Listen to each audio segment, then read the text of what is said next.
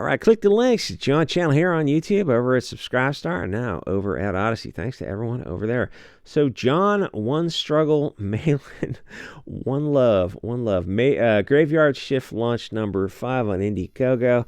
Now, I personally do not know John Malin, but by every indication, he is a based Chad who draws comics for the cool kids. I guess this guy must be the good guy. It's his little trolling the SJWs. Why? Because, make them cry and then make fun of them crying. So in the early days of Comicsgate, I had the vibe that he was kind of a hippy-dippy libertarian kid, but then the BLM riots hit and he got himself a 223. And I said, he's on his way to becoming our guy. And I also saw him troll bullshit kids on Twitter, which was a lot of fun. Which, keep in mind, the ideal household does have that device, Liberty device, plus a simple 12-bore handheld 9. And plus you want a 22 to train the kids on.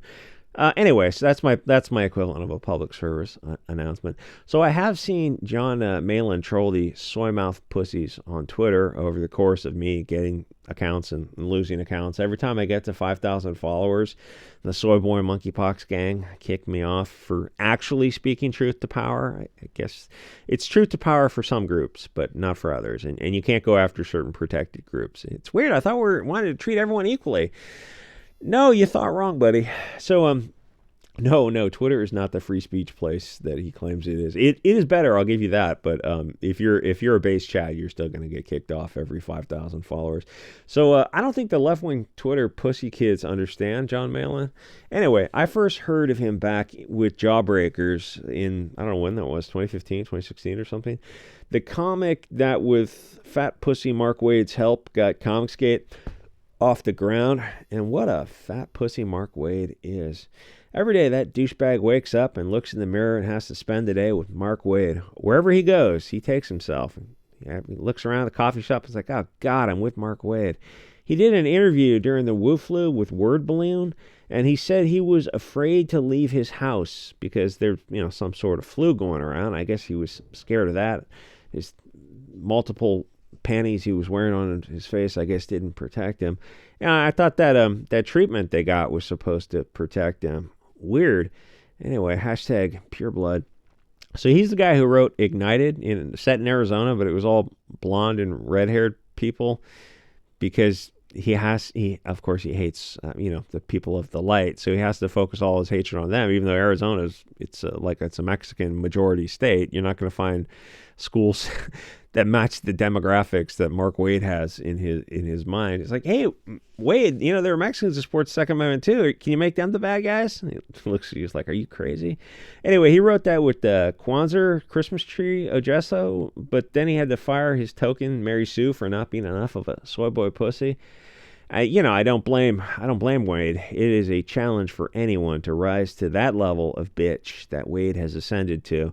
They wrote a comic book about the Second Amendment and how scared Wade is about the people being able to defend themselves against the tyrannical regime, which is ridiculous because I guarantee you that no matter how loud he virtue signals against the Second Amendment, he sleeps with that Glock on the bedstand. Almost everyone in California does, no matter what they say. But they believe in rights for them and not for you. And come on, Kwanzaa has an arsenal of probably like matching gold-plated 7.62s. Anyway, so a big part in making Comicsgate a viable concern was his interference. So credit to that fat douchebag for that, I guess. He's a blonde-haired, blue-eyed guy, multi-millionaire living in Los Angeles or Santa Monica or something.